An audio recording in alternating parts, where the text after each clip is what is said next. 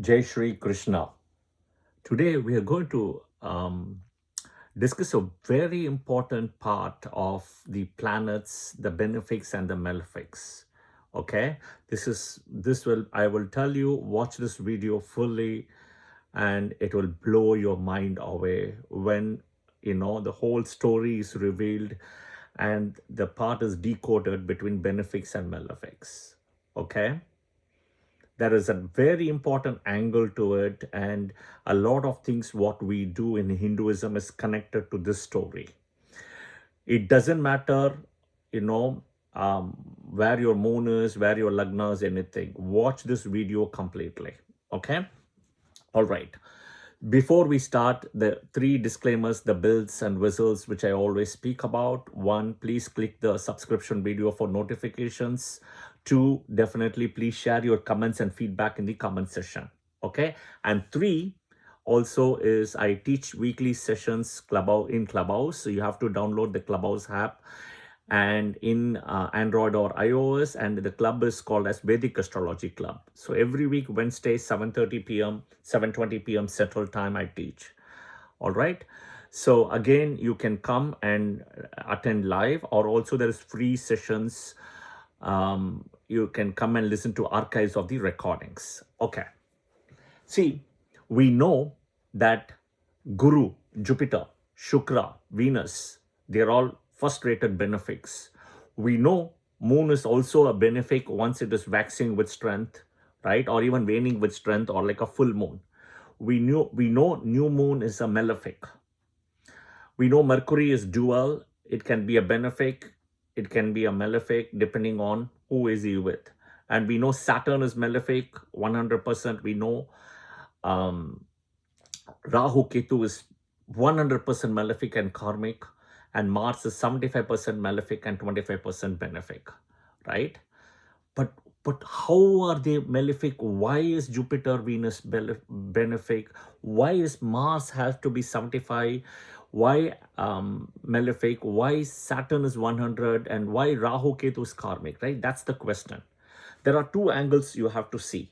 Okay, angle number one is Jupiter, Venus, they're all about light. And if you read a little bit about Graha Kala Parimana in Uttara Kala Mitra Kalidasa, okay, and it is Shloka 27, verse 43, if I'm not mistaken, and I could be wrong, but it's in Kalidasa, right? It speaks about Uttara Kala Mitra, and he gives about Graha Kala Parimana. So he gives Sun as 30, Moon as 16, Venus is 12, higher than Jupiter. Jupiter is 10, Mercury is 8, Mars is 6, and Saturn is 1. There's nothing for Rahu Ketu. Saturn is 1, and the rest is, anything, it's marginally above 0. Yeah. So this is Graha Kala Parimana. This is, think of, in science word, is like luminosity or lux, the lumens, however you want to call it. Okay. So this is about light, where we can see how they are light emitting planets. See, the planets are benefic or malefic purely is based on light. Okay. Now, moon has got a very important thing than all the other planets is it absorbs, it filters and reflects. Now, Jupiter has its own natural light. Okay. So think of about an antidote, think of a remedy, think of about a medicine, right? So Jupiter, Venus, they're all first-rated benefics. Moon is also a first-rated benefic, but it's got that little bit of that curse of Daksha Prajapati. Okay, so that is why the waxing and waning comes.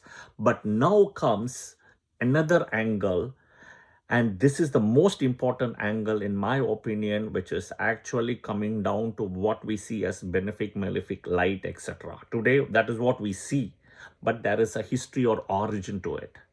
So we know the creator of the universe, the Parabrahman, is Adipara Shakti. Okay, and from Adipara Shakti itself comes Vishnu, the main person who is the protector. From Vishnu comes the one Veda, but it becomes to 4, the Rig, Yajur, Atharva, Sama Veda. And then Brahma is also created, and Shiva is created from Vishnu. Okay, now Adi Parasati herself creates Lakshmi, Parvati, and Saraswati for Lakshmi, Vishnu, Parvati for Shiva, and Saraswati for Brahma.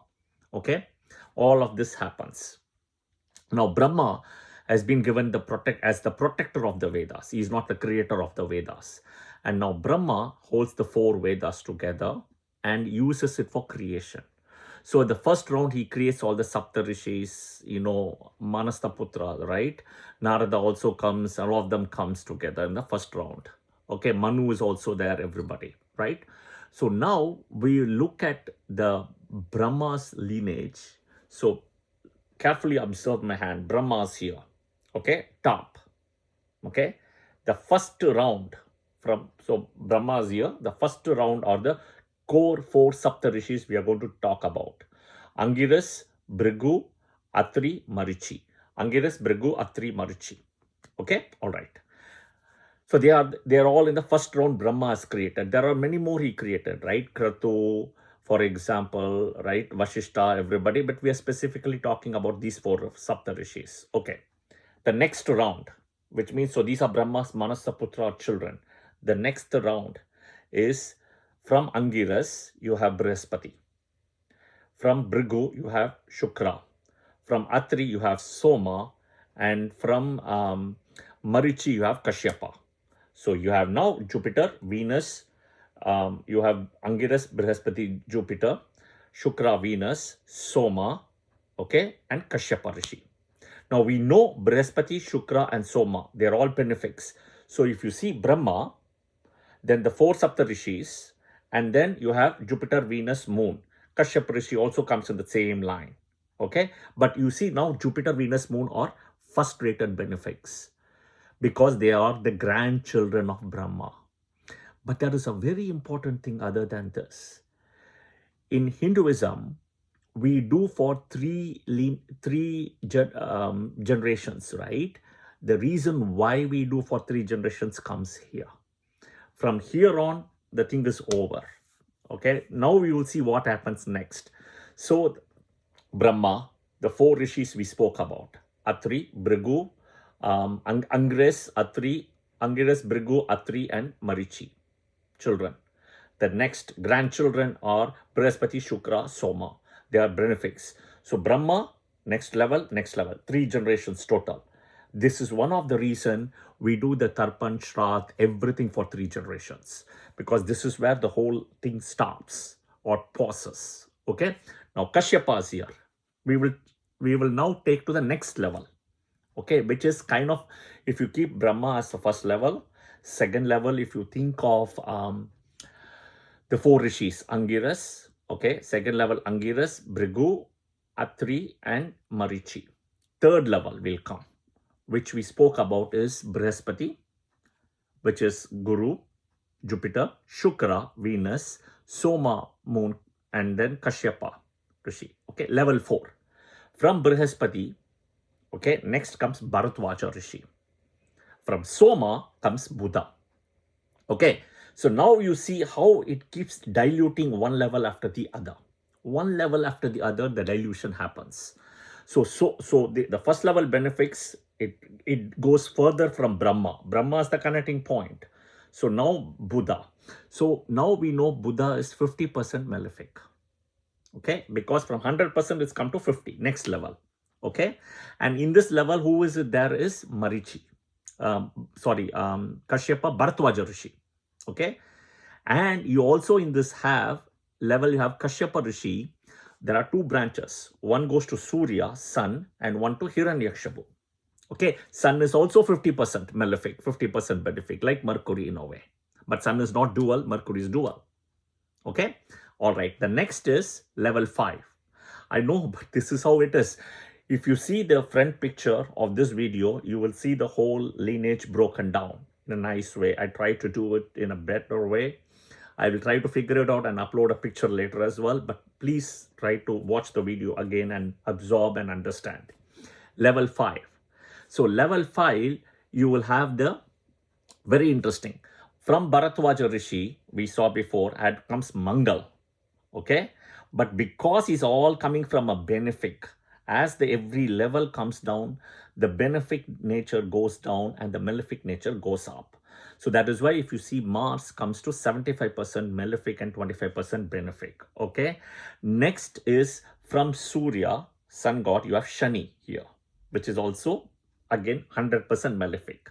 But it's not over.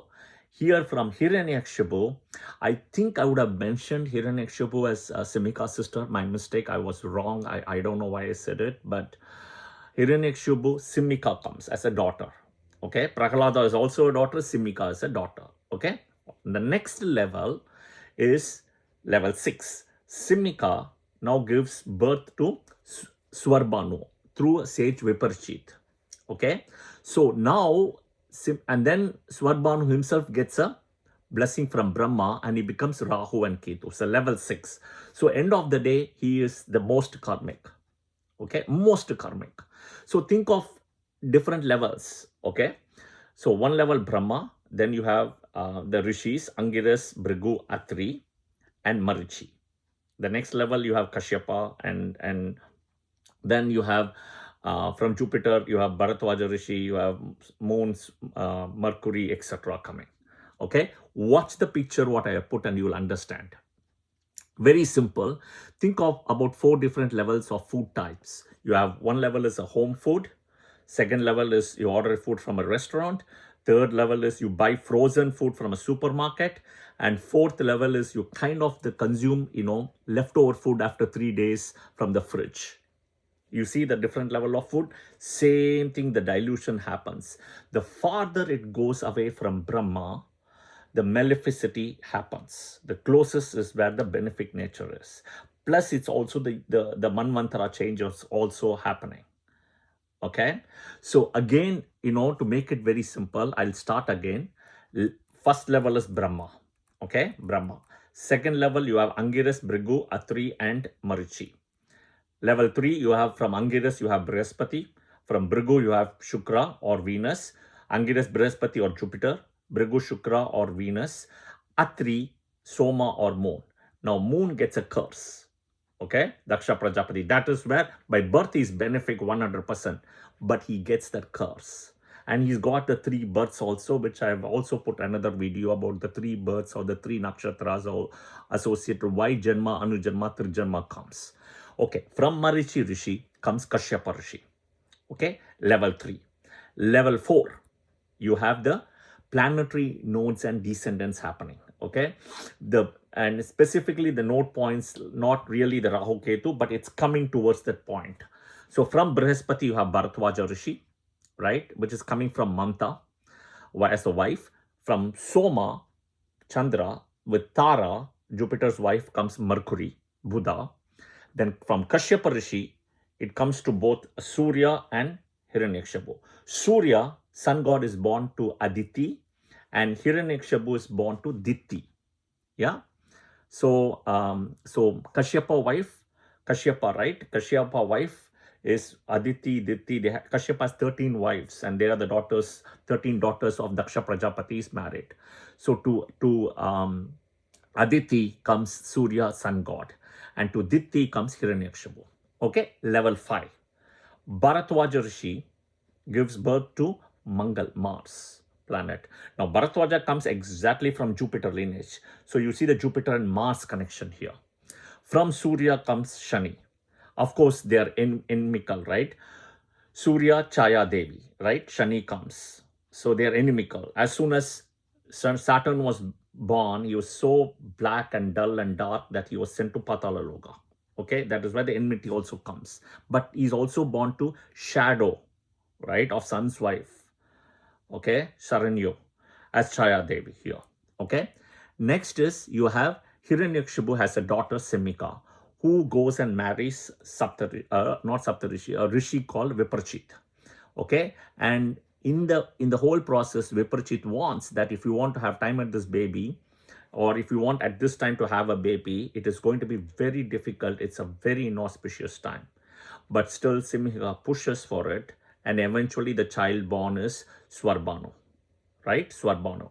Now he gets a boon from Brahma, and eventually through the guidance of Shukracharya, right, is born, takes the Amrit in the Samudra Mantha story and is chopped off. The head part is revived by Shukracharya. The body part as Rahu. The body part is revived as Ketu. But all of they are level 6 now. So he's farthest away, right?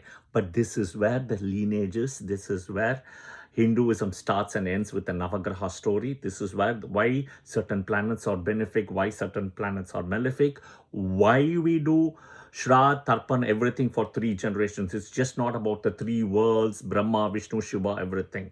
But there is a hidden story to this. Yeah? This is a whole different angle people don't look at all about benefic, malefic, mal-malefic nature. Yeah, this is a whole different angle. It all goes from Brahma, right? That is the starting point. Okay. I hope this video was insightful. This video was helpful. A lot of these, there are 2 angles to it. The front angle, what we see.